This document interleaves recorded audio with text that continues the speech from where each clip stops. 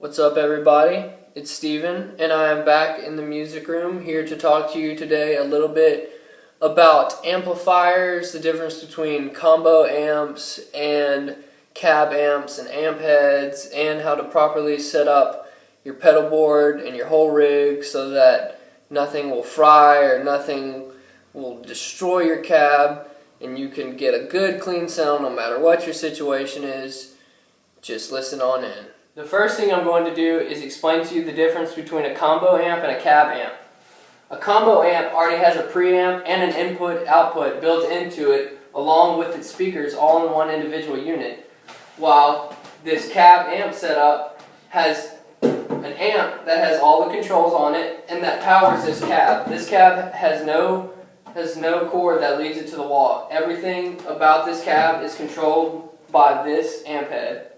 Knowing the difference between the two types of amplification, we can go ahead and look at amp head and cab setups. Now right here for this Fender 410 cab, I have my Ampeg 350 head.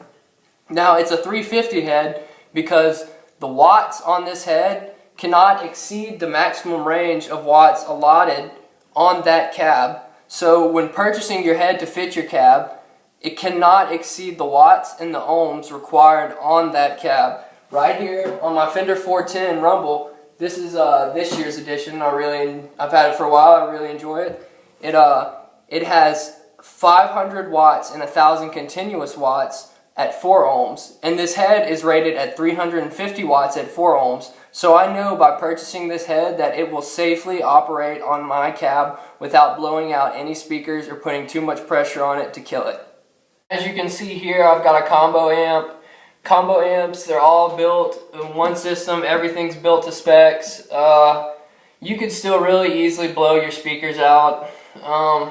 It's just because it's all in one system doesn't mean you could just go and crank the volume up to 10. It's very easy to blow your speakers out on a combo.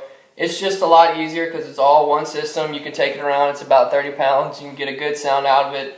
So this is a good example of a good sturdy combo amp. Now that we know about amps, we're going to learn about properly setting up your pedal board to run to your amp. As you can see here, I've got my bass pedal board out, and all the way on the left I've got a bass chorus, a fat head, a bass equalizer, an effects modeler, and a wah pedal. I prefer these effects when playing live because they give me the dynamics that I require when playing my particular sound. It's all about opinion when modeling your effects board. That's the beauty of it. So it's important to remember to keep a couple things in mind.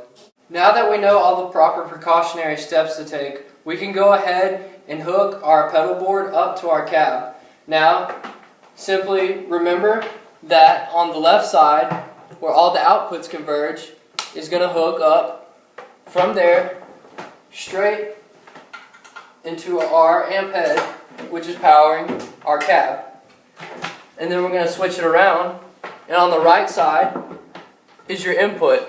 This is where your instrument is going to hook into. This wire runs over here, straight into this bass. Now that we've completed all of these steps, we're ready to turn our amp on.